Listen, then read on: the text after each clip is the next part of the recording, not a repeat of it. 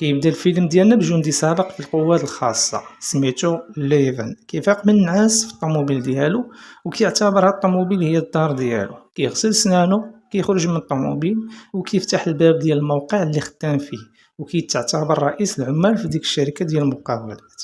هنا كيبان لينا ان العمال كيحبوه وكيحترموه لدرجة واحد فيهم كيعطيه الماكلة مصوبها مراتو خصيصا ليه، وكيشكرو ليفن. من بعد كيهضر مع العمال كيشجعهم وكيقول لهم اليوم عندنا الخدمة بزاف وخاصكم تكملوها في الوقت المحدد، وكيوعدهم الى سالاوها في الوقت غادي ياخدو مكافأة. كيخليهم خدامين وكيمشي للمكتب وكيسلم على كارلا وجو صحاب الشركة ومعاهم بنتهم تيني اللي مكلفة بالحسابات، وكيبان غير من الكلام معاهم كيعتبروه واحد من العائلة ديالهم.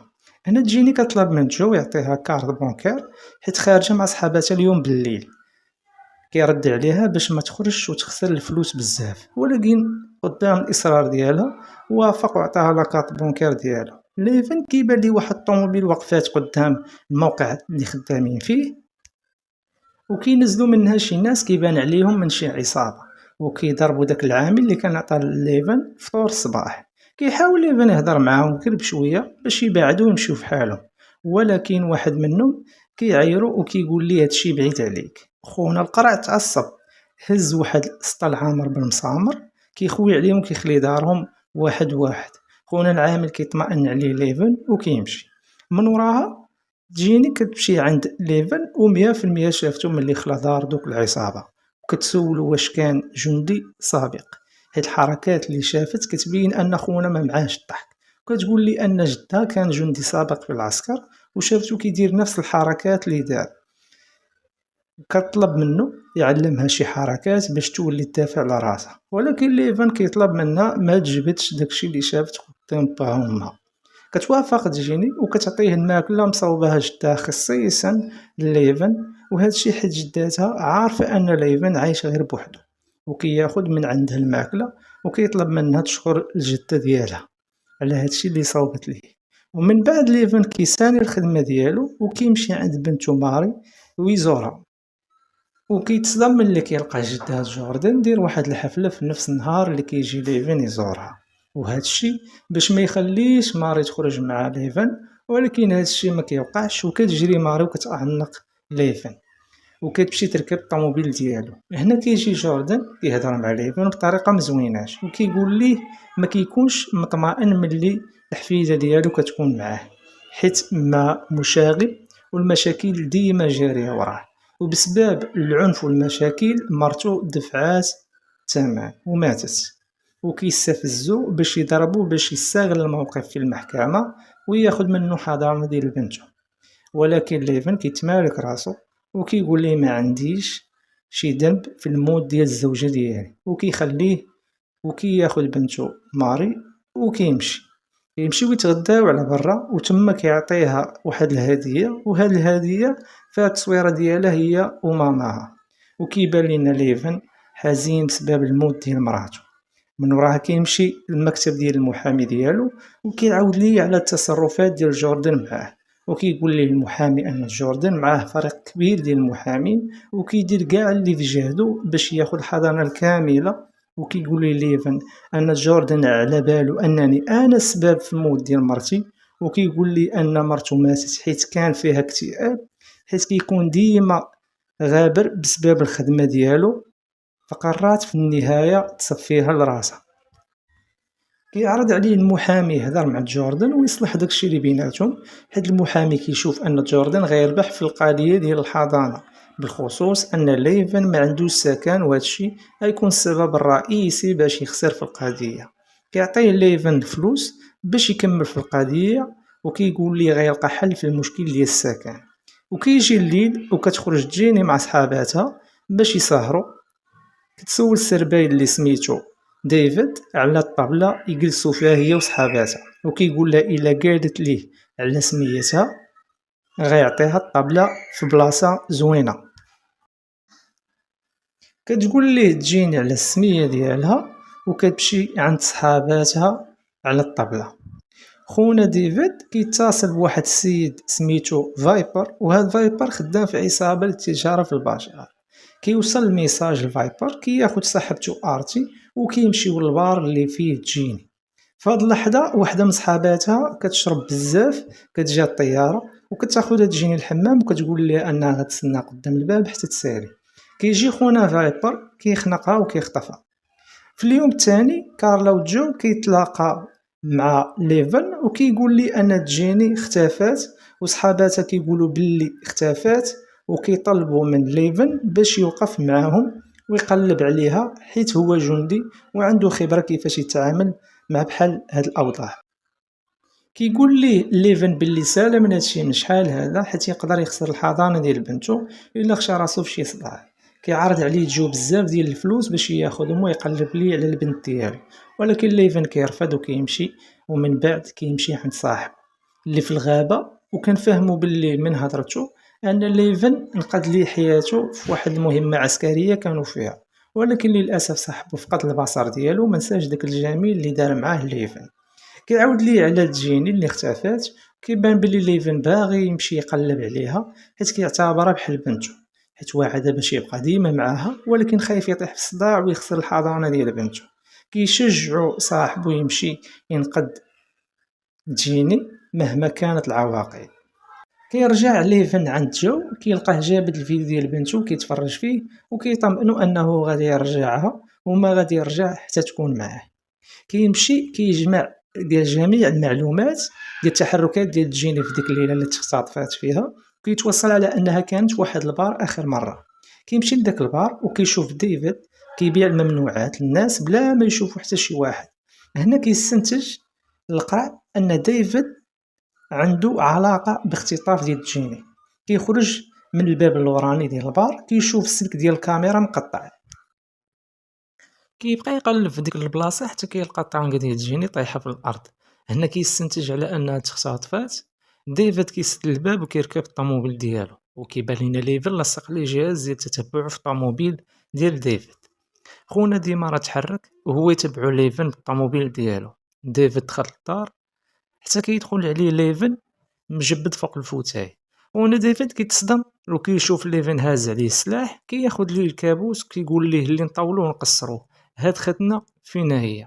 كيقول لي ديفيد باللي ما كيعرفهاش وما شافهاش وباللي قال البوليس كلشي.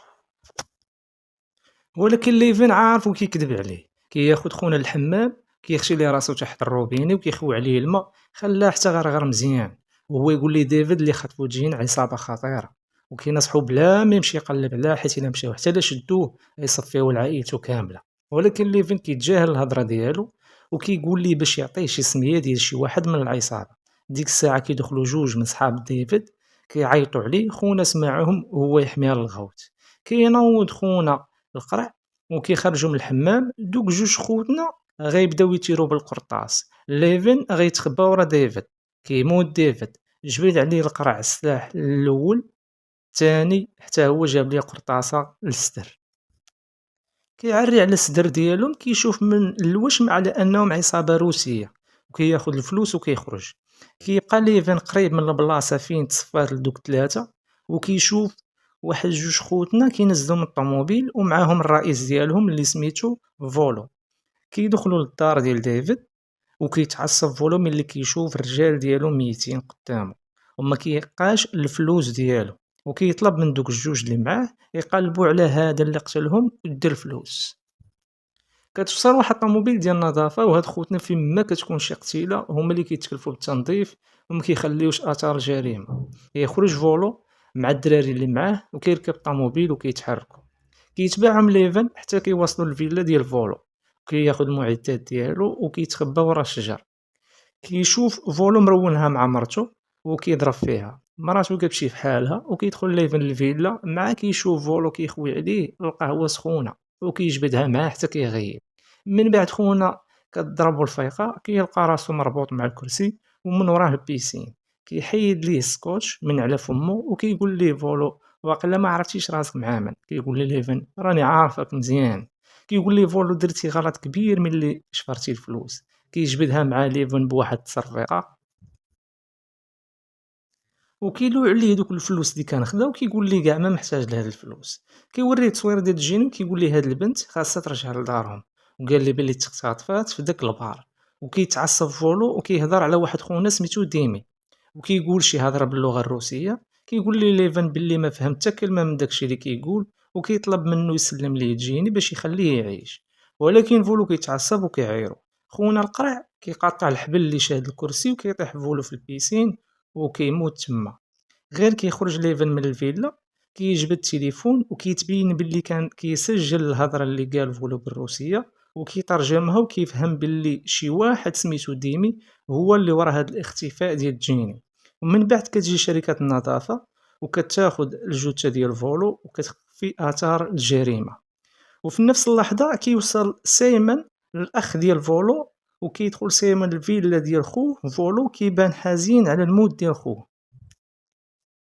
كيشوف تسجيلات ديال الكاميرا كيبان ليه ليفن كيقتل فولو، كيستغرب وباغي يعرف السبب علاش قتلو، وكيطلب سايمون من الدراري يجيبو حي باش ينتقم منه بالطريقه ديالو. وفي هاد الوقيته كنشوفو تجيني في البلاصه اللي مخطوفه فيها، وكتدخل عليها ارتي دايره كمامه وكتعطيها الماكله والحوايج جداد، وكتجبد الفردي وكتهدد جيني وكتقول لها ضروري تاكل وتلبس الحوايج جداد اللي جابت ليها ولا غادا تصفيها لها. وفي نفس اللحظة كيتصل ليفن بواحد من المعارف ديالو كان خدام معاه في الجيش، واللي خدام حاليا في مكافحة الممنوعات. وكيسولو على ديمي، كيقول ليه على البار اللي كيمتالكو ديمي واللي كيوزع فيه الممنوعات ديالو. وبلا ما يتردد ليفن كيمشي لداك البار، وغير من الكاميرات المراقبة كتشوفو ارتي وكتشك فيه هاز معاه شي سلاح في جيبو، وكطلب من الزميل اللي معاها يمشي يشوف ليفن علاش ناوي. كيمشي خونا عند ليفن وكيجبد ليه ليفن واحد الرسمه ديال الفلوس. كيفهم ان ليفن باغي يشري الممنوعات وكيديه معاه عند الزعيم ديال العصابه اللي سميتو دوج. خدنا ارتي كتجي عند دوج كتقول لي ان هاد القرع معاه سلاح وكتشك فيه باللي من البوليس. دوج كيسول ليفن على السلاح اللي هاز في جيبو، كيقول لي ليفن انه هاز معاه داك السلاح باش يحمي راسو حيت هاز معاه بزاف ديال الفلوس. وكيطلب منه دوج يخوي دوك الجيوب اللي عنده باش يتاكد باللي ماشي من الشرطة. خونا القرع كيرفض وكيوجد راسو يمشي فحالو، ولكن دوج ما كيخليهش يمشي وكيامر الرجال ديالو يهجموا عليه. كتنوض بوكشري تربح، كيخلي دارهم واحد واحد. القرع ما معاش اللعب حتى كيشد واحد فيهم كيبغي يصفيها ليه، كيحبسو دوج كيقول ليه حبس بركة. وكيقرب عند ليفن وكيقول ليه المهارات القتالية عندك النيفو طالع بزاف على المهارة ديال البوليس. وكيعرف القرع كان في الجيش. كيقول ليه ليفن انه كان جندي سابق ودابا كيتاجر في الممنوعات وعنده الكليان بزاف في شيكاغو، وكيقول ليه بلي خاصو كميه كبيره كل شهر. وكيختبروا دوج كيقول ليه واحد الثمن معين. كيقول ليه ليفن هاد الثمن غالي بزاف على الثمن اللي كاين في شيكاغو. خونا دوج كيعرف ليفن تاجر حقيقي وما كيتفلاش، وكيدير معاه الوقيته في واحد القهوه باش ياخد السلعه. في اليوم التالي كيمشي ليفن لديك القهوه فين دار معاه دوج، تما كيتلاقى مع ارتي وتشيلي وكيعطيهم الفلوس وكيعطيوه التليفون. كيقولوا ليه غيجيك اتصال وغيقول ليك المكان ديال التسليم. كياخد ليفن التليفون وكيحذرهم الا مشاو حتى غدروا بيه وكيخليهم وكيمشي. من وراها كيركب ليفن الطوموبيل ديالو كيتصل بيه دوج، كيقول ليه الممنوعات كاينه تحت الكرسي ديال الطوموبيل، وكيقول ليه باللي دار بحال هكا باش يتاكد باللي ما كاين حتى شي واحد كيراقبه. وكيقول ليه غيتصل بيه في اليوم التالي باش يقول ليه على طريقه تسليم كميه كبيره ديال الممنوعات. وكيسالي ليفن المكالمه وكيرمي الممنوعات. وبالليل فايبر وارتي كيسلموا جيني الكليان اللي شراها، وهذا الكليان سميتو غاريت. كيقول لهم باللي شاف التصويره ديال البنت فكراتو في شي لوحه فنيه كتعجبو، وكيعطيهم واحد الباليزه عامره فلوس وذهب. وكيدخل يشوف البنت ولكن جيني كتخسرو من وجهه ملي بغى يقرب ليها. وكيخرج غاريت عن فايبر وارتي وكيامرهم ياخذوها ويقتلوها. في هاد اللحظه كيكون ليفن في واحد الشقه بسيطه في واحد البلاصه بعيده، كيعلق صور والمعلومات على الحيط. وكتجي مكالمة من دوج وكيخبروا بالمكان والزمان باش يتقابل مع الرئيس ديالو باش يستلم ديك الكمية الكبيرة ديال الممنوعات. في النهار الثاني كيمشي ليفن للمكان المعلوم وكيكون عبارة على مطعم فخم، وكيلاحظ باللي ديك البلاصة عامرة رجال هازين السلاح. وكيفتشو قبل من يقابل رئيس العصابة وشكون هاد خونا هو ديمي اللي كيقلب عليه ليفن. كيجبد ليفن الفلوس الممنوعات وكيسلمها لدوج، وكيطلب ديما من ليفن البطاقة الهوية ديالو، وكيعطيه ليفن بطاقة هوية مزورة ملي كان خدام في الجيش. كياخدها واحد من الرجال ديال ديمي، ولكن البطاقة مزورة باحترافية. وكيرجع الراجل عند ديمي كيقول ليه بلي البطاقة سليمة، وديك الساعة ديمي كيسلم على ليفن وكيعطيه باليزة ديال الممنوعات،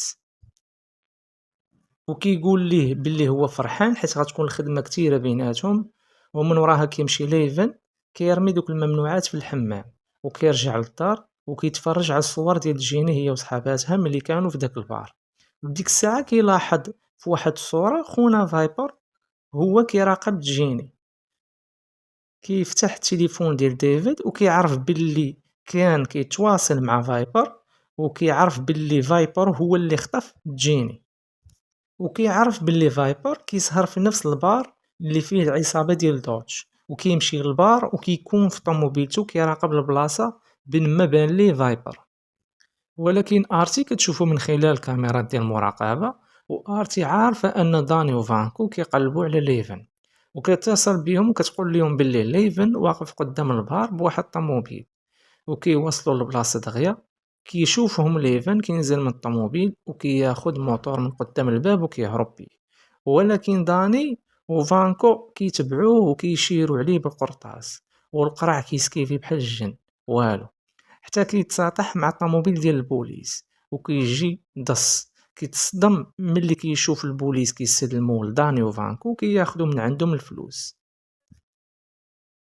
كيربطوه وكياخدوه معاهم في واحد ستافيت، وكيقولوا ليه باللي فولو اللي قتل هو عمهم. كيضحك عليهم ليفن وعلى اللبس ديالهم، كيتعصبوا من هضرته وكيبغيو يضربوه، ولكن ليفن كيخلي دارهم كيبداو بوك شري تربح. واحد فيهم كيبغي يتيري في ليفن كيشد ليه يدو، كتجي القرطاسه في خونا اللي سايق بهم الطوموبيل كتقلب بهم الطوموبيل، ولكن ليفن كيصافيها ليهم بجوج. ومن بعد كيحرر راسو وكينزل من الطوموبيل كيدفع في الماء. وملي كيكتشف سايمون ولادو ماتوا كيحزن وكيامر بالاجتماع مع الزعماء ديال المافيا. وفي هاد الوقيته فايبر وارتي كيكونوا مع ديمي وكيبان عليه معصب حيت جيني خسرات وجه قاريط الكليان ديالهم. كيقول ليه فايبر هاد الغلط ما عمرو غادي يتعاود مره اخرى.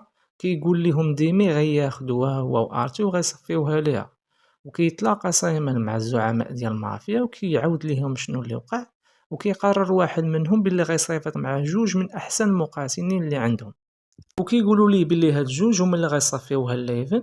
كياخدهم سايمون وكيمشيو عند ديمي حيت بطبيعه الحال هو اللي غيكون عارف البلاصه اللي فيها ليفن. وهنا كنعرفوا باللي ديمي هو ولد فولو اللي قتلو ليفن في البيسين.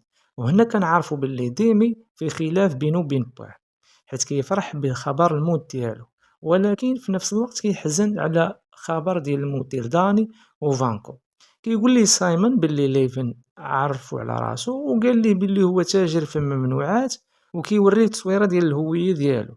كيرد عليه سايمون وكيقول لي باللي هو ما بيه لا ممنوعات لا والو، وكيفهمو باللي كان كيلاحقو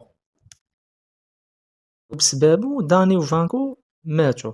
ومن بعد دوك الجوج قدروا يعرفوا كاع المعلومات على ليفن. ومن وراها كيمشيو للدار ديال جوردن نسيب ليفن. في هذه اللحظه ليفن غيكون راكب في الطوموبيل ديالو، كتجي مكالمه من المدرسه اللي كتقرا فيها بنته ماري. كيقولوا ليه بلي جوردن ما جاش المدرسه. هنا ليفن غيفهم غتكون واقعه ليه شي حاجه، وكيمشي المدرسه ياخذ بنته ماري وكياخذها باش يمشيو للدار ديال جدها. وملي كيوصل للدار ديال جوردن كيلقى الدار شاعله فيها العافيه. كينزل ليفن من الطوموبيل ديالو وكيدخل للدار، كيلقى جوردن مكتف وطيح في الارض. كيهزو وكيخرجوا من الدار، وكيقول ليه جوردن اللي دار فيه هادشي هما مافيا روسيه، وكيبقى يلوم فيه حيت هادشي اللي وقع بسببه. ولكن ماري كتقول لجدها باللي ليفن هو اللي عتقك، وكون ما هو كون راك تحركتي لداخل. كيحس جوردن بالغلط ديالو كيعتذر ليفن. ومن وراها كيركب ليفن طوموبيلتو ومعاه بنته ماري وكيمشي عند صاحبو اللي في الغابه.